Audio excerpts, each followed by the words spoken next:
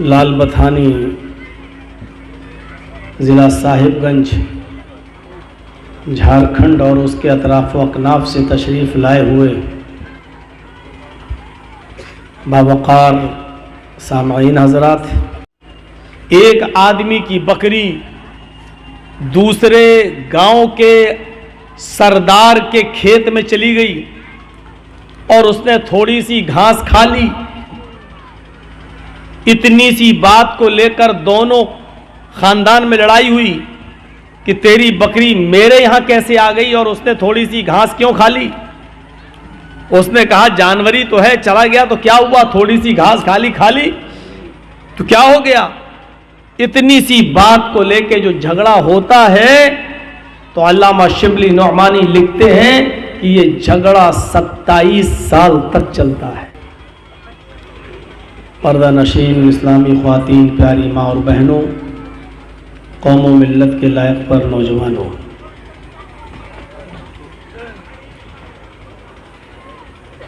غالباً فروری 2006 میں آپ کی اس بستی میں ایک پروگرام ہوا تھا جس میں ہماری شرکت ہوئی تھی۔ 2006 کے بعد آج 2021 تقریباً 15 سال کے بعد اس علاقے میں دوبارہ بحیثیت مقرر، بحیثیت خطیب آنے کا یہ موقع مل رہا ہے۔ ان 15 سالوں میں بہت سے حالات کا سامنا آپ نے بھی کیا ہوگا، ہم نے بھی کیا ہے۔ بہت سے لوگ جو پہلے تھے وہ شاید اب ان 15 سالوں میں وہ اس جلسے میں نہیں ہوں گے۔ بہت سے ایسے بھی ہوں گے جنہوں نے 15 سال پہلے بھی شرکت کی ہوگی اور آج بھی وہ کر رہے ہیں۔ جو باحیات ہیں، اللہ رب العالمین ان کی زندگی اسلام پر قائم رکھے، اور جب تک ہماری زندگی رہے اور جب ہمارا خاتمہ ہو تو ایمان پر ہمارا خاتمہ فرمائے۔ جو لوگ اس دنیا سے جا چکے ہیں، الہ العالمین ان کی قبروں کو نور سے بھر دے، ان کے گناہوں کو معاف فرما کر ان کی روح کو اعلیٰ علیین کے اندر جگہ عطا فرمائے۔ اجلاس اس لیے رونما ہوتے ہیں اور کرائے جاتے ہیں کہ معاشرے میں، ہمارے سماج میں، ہماری سوسائٹی میں جو ایمانی کمزوریاں پنپنے لگتی ہیں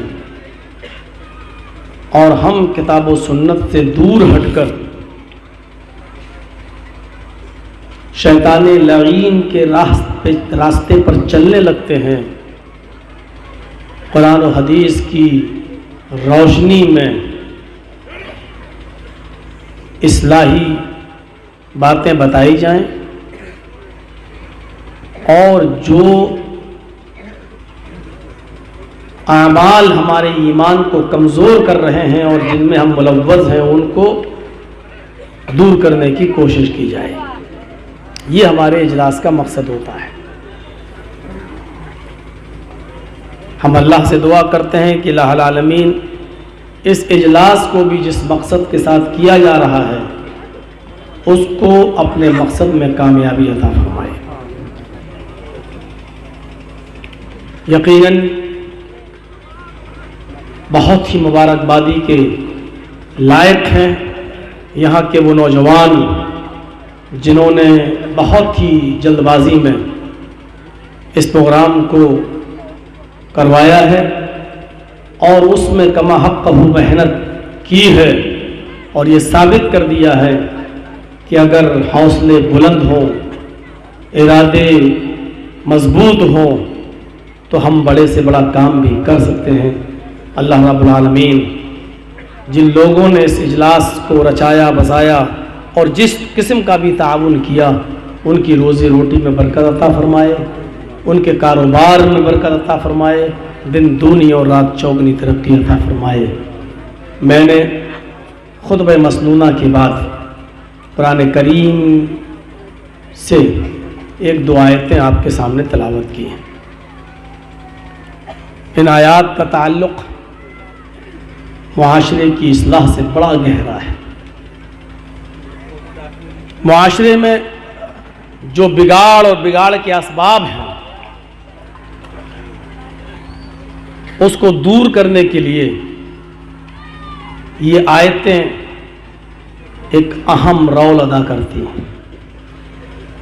میں چاہتا ہوں کہ ان آیتوں کو آپ کے سامنے پھر سے پیش کیا جائے اور پھر اپنی بات کو آگے بڑھایا جائے۔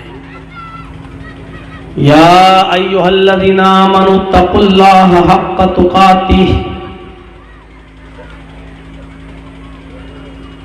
ولا تموتن الا وانتم مسلمون۔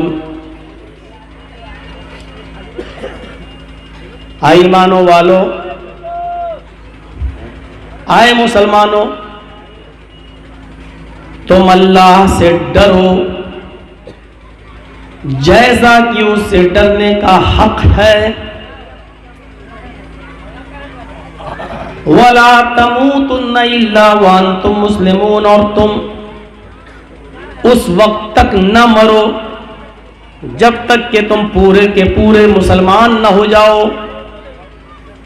جب موت تمہارے پاس آئے، ملک الموت تمہارے سینے پر سوار ہو کر جب تمہاری روح کو قبض کرے تو تم پورے کے پورے اسلام کے اندر داخل پاؤ۔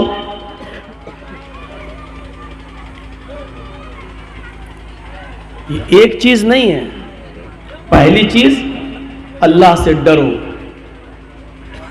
دوسری چیز ڈرو کس طرح؟ جیسے اس سے ڈرنے کا حق ہے۔ یہ دو چیزیں ہیں الگ الگ، ایک تو اللہ کا خوف اور دوسرا اس خوف کی کنڈیشن۔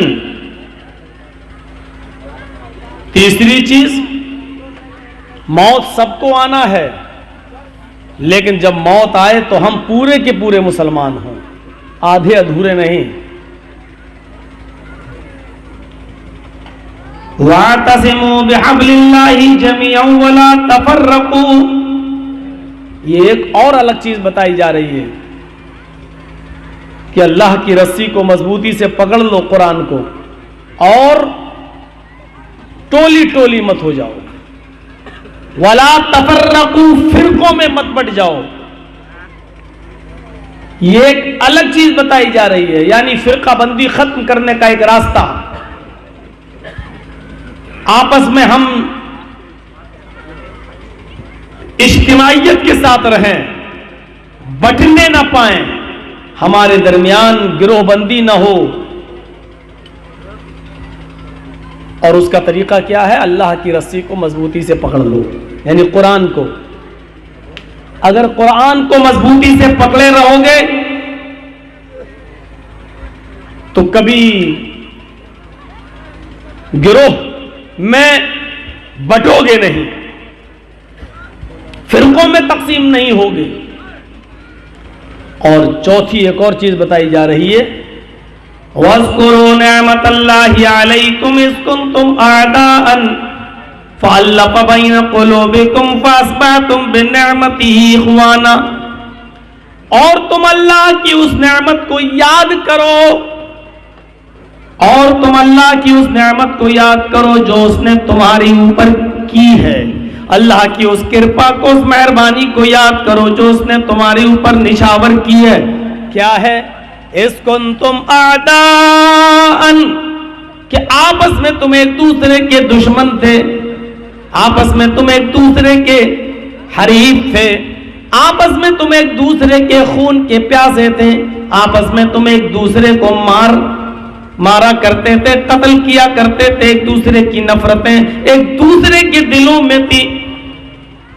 1400 سال پرانا وہ زمانہ نبی اکرم صلی اللہ علیہ وسلم کی آمد سے پہلے، اسلام کی آمد سے پہلے اس زمانے کی طرف اشارہ کیا جا رہا ہے کہ تم اللہ کی اس نعمت کو یاد کرو کہ تم آپس میں ایک دوسرے کے دشمن تھے، ایک ایک روٹی اور ایک ایک بوٹی کے پیچھے ایک دوسرے کی گردن اڑا دیا کرتے تھے، معمولی بات پر تم جھگڑا کر لیا کرتے تھے، ایک دوسرے کے خلاف مورچے سنبھال لیا کرتے تھے۔ فَأَلَّفَ بَيْنَ قُلُوبِكُمْ، تو اللہ نے تمہارے دلوں میں محبت پیدا کر دی، اللہ نے تمہارے دلوں میں انسیت پیدا کر دی، اللہ نے تمہارے دلوں میں محبت و وفاداری و ہمدردی پیدا کر دی۔ فَأَصْبَحْتُمْ بِنِعْمَتِهِ، تو تم اللہ کی اس نعمت کے ذریعے، یعنی قرآن کے ذریعے یا اسلام کے ذریعے یا اللہ کی اس نعمت جناب محمد رسول اللہ صلی اللہ علیہ وسلم کی تعلیمات کے ذریعے آپس میں بھائی بھائی ہو گئے۔